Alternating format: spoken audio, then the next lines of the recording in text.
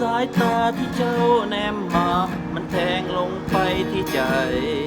เจ็บลึกข้างไปข้างใน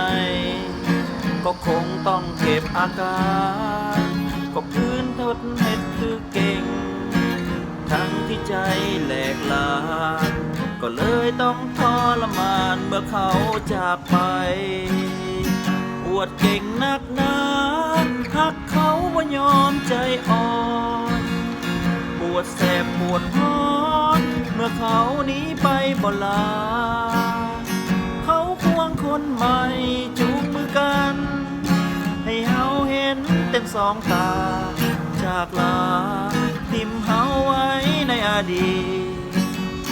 ถ้าหากควรย้อนเวลานั้นคืนกลับมาอ้ายปรารถนา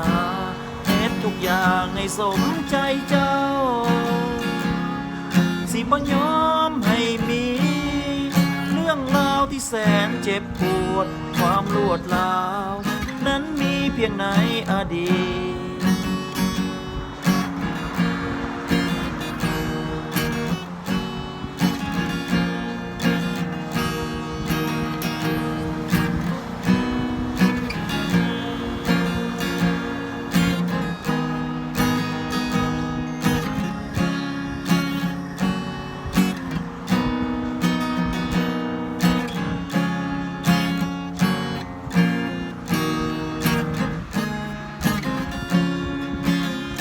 ปวดเก่งนักหนา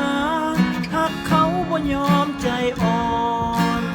ต้องปวดแสบปวดร้อนเมื่อเขาหนีไปบ่ลาเขาควงคนใหม่จูงมือกันให้เฮาเห็นเต็มสองตาจากลาทิมเฮาไว้ในอดีตถ้าหากควรย้อนเวลานั้นคืนกลับมาอ้ายปรารถนาเฮ็ดทุกอย่างให้สมใจเจ้าสิบ่ยอมให้มีเรื่องราวที่แสนเจ็บปวดความรวดร้าวนั้นมีเพียงในอดีต